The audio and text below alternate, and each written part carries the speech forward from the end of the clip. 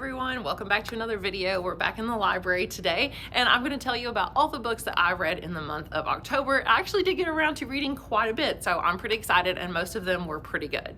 However, I do want to start with the books that I DNF'd. I just want to get those out of the way first. The first book I DNF'd was Empire of the Vampire. If you watched my reading vlog, you'll see that basically I thought this book was more geared towards a young adult audience, although it is promoted as being an adult novel. I thought it was kind of a ripoff of Interview with the Vampire meets Name of the Wind. If you've read those stories, it literally is an interview with a vampire. I just thought that the world building was kind of silly, like all the terminology that he uses. I don't know, it's like it was trying to be really dark and emo and goth, and it was just, but it was over the top, and it's like he was trying too hard. I couldn't get past it. I couldn't even get into the world. I could not suspend my disbelief, and of course I love vampire stories because we know Anne Rice is my favorite author. So anyway, I DNF'd that one. I made it about 120 pages in. Another book I DNF'd, I did not get very far, I don't know, maybe even 10%.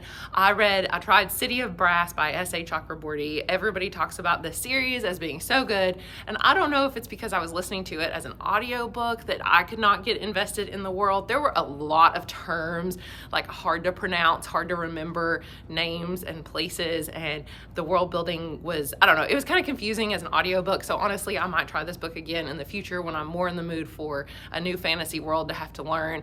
But as of right now, I kind of just wanted to read like mysteries and thrillers and things because it was around Halloween time. Finally, I also DNF'd Ninth House by Leigh Bardugo. This means that I will probably never read another Leigh Bardugo book because I didn't enjoy any of the ones I read before, the Shadow and Bone series. I also DNF'd Six of Crows, so I just don't think she's for me. I didn't care about this book. I felt like the premise was so intriguing, it should have been good, but because I really didn't care about what was happening and I found it pretty boring, I decided to DNF it. I also want to mention the one book that I read in September because I never did a September wrap up because I only had time to read one book, and that was Sinlin Ascends by Josiah Bancroft. This is the first of the Books of Babel series.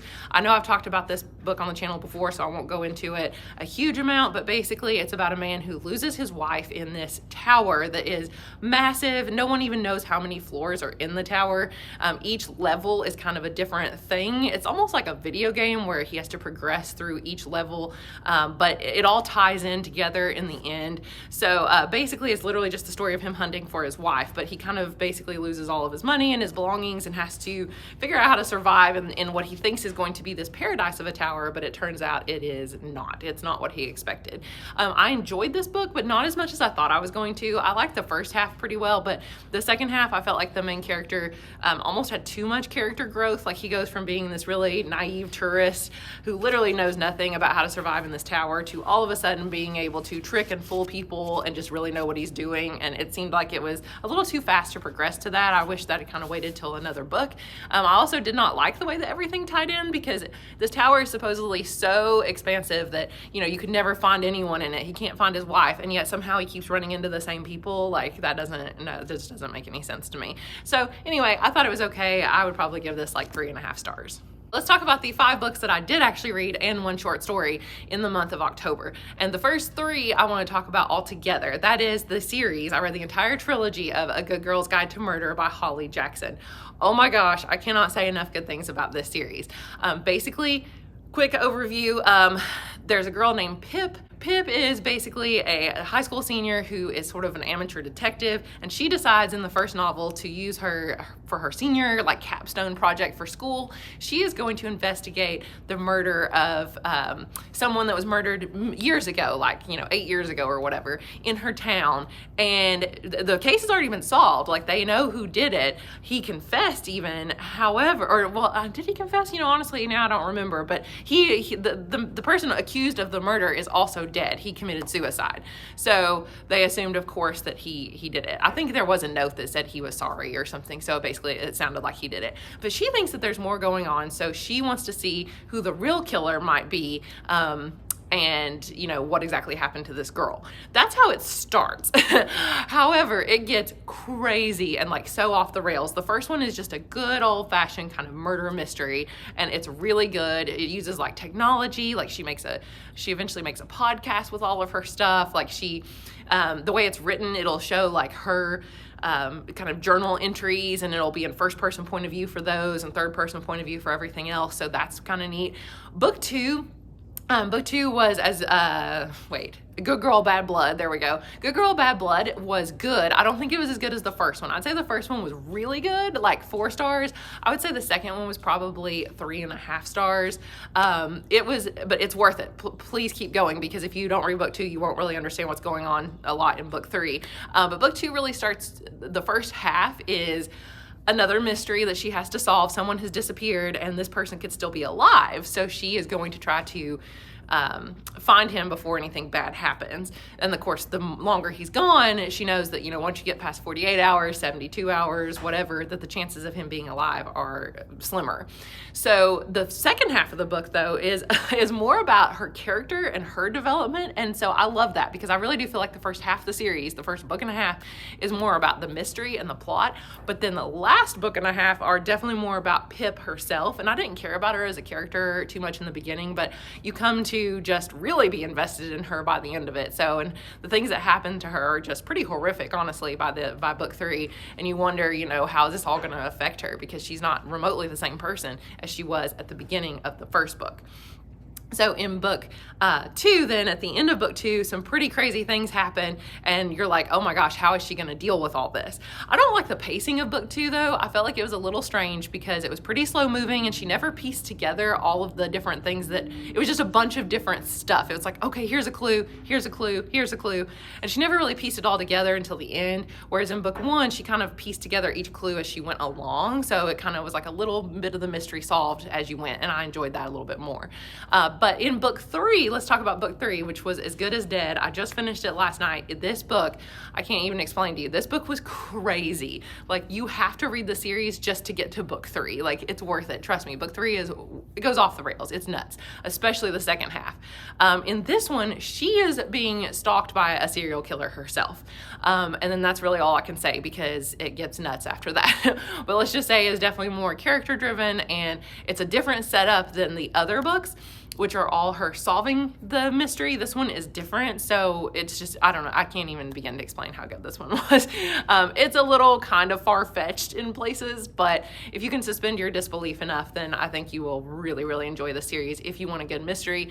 It is young adult, obviously, but it doesn't read that way, so I would recommend it really for anybody, even adults. Okay, the next book I read, well, actually I kind of read it interspersed with the other ones, but it's actually the only physical book that I read in the month of October, and that is Mexican Gothic by, is it Sylvia Morena Garcia, I think is her name? And this book was weird. I'd probably give it 3.5, maybe 4 stars because of the ending. It was very similar to The Fall of the House of Usher meets The Yellow Wallpaper, if you've ever read those stories. So basically, it was about a main character. It's obviously set in Mexico, although really the setting honestly has nothing to do with it and doesn't really impact it at all, but I guess it's something a little bit more unique. And the main character gets a letter from her cousin, and her cousin seems like she is having some really weird stuff going on with her. She got married pretty recently, and now she lives in the house that belongs to this weird family, and she's kind of like seeing things, and she thinks she might be in danger.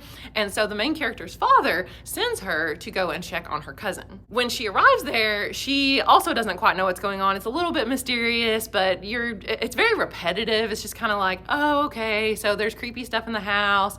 They're seeing strange things. Well, then the main character herself starts to kind of get involved in it, and she starts having some kind of weird like hallucinations, and she starts to wonder, is there like, she even says, could there be like a fungus in the house or something that she's heard that can make you hallucinate? You also wonder if there's something supernatural going on in it. You do have to be able to suspend your disbelief a lot in this novel because it gets real weird.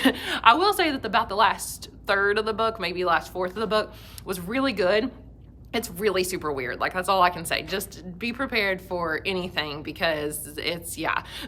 It does become a lot faster paced at the end, which I liked because the beginning was very, just kind of, like I said, repetitive. It was very much like Fall of the House of Usher, where literally the old, like, dad character, who's very similar to Roderick Usher, has kind of a similar disease, it sounds like, almost in the beginning, and he doesn't like loud noises and things like that, and you don't see him very often, but he's really super super old and creepy looking. And I don't know. Anyway, sounds just like Fall of the House of Usher. So, but they're also seeing things and kind of hallucinating, kind of like in the yellow wallpaper. She even thinks she sees things in the wallpaper. So I don't know.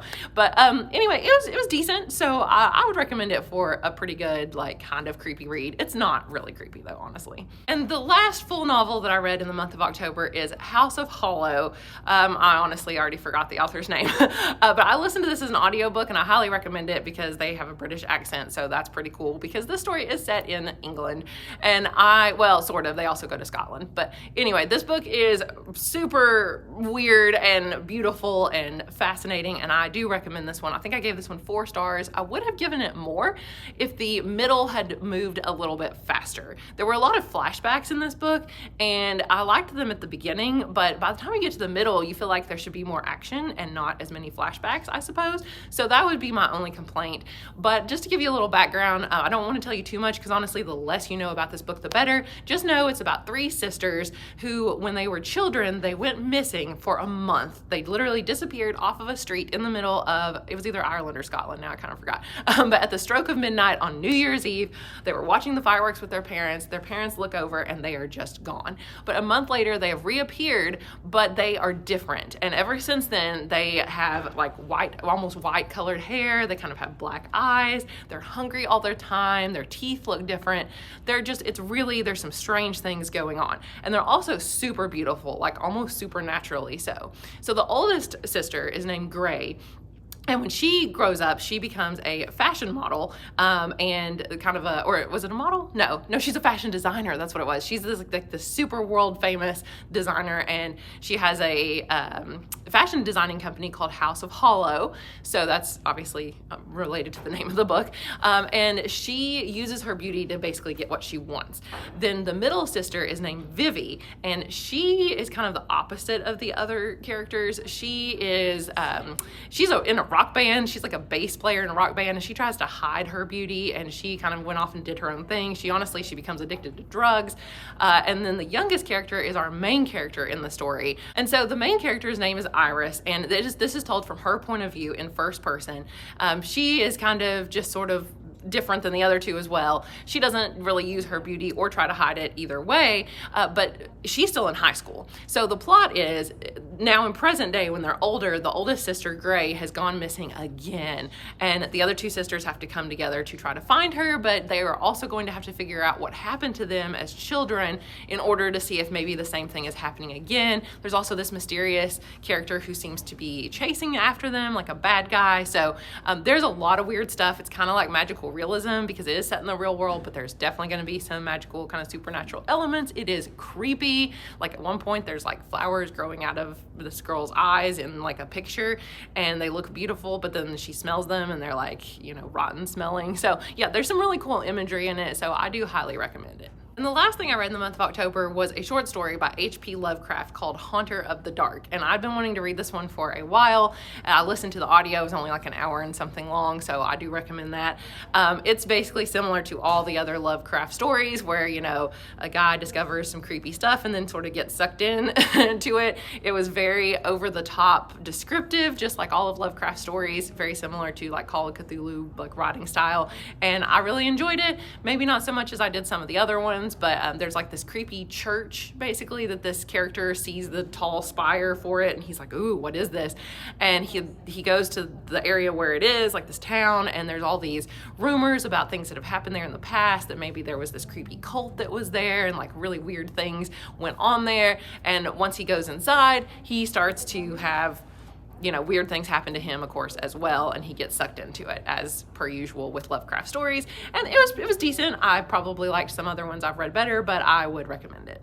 So those are all the books that I actually read. I did start a few more, but like Red Rising, I did at least start it, but I didn't really get very far. So anyway, I hope to read a lot more in the month of November as well, with Thanksgiving break coming up, so I'll keep you updated. But thank you guys so much for watching, and I will talk to you again soon. Bye.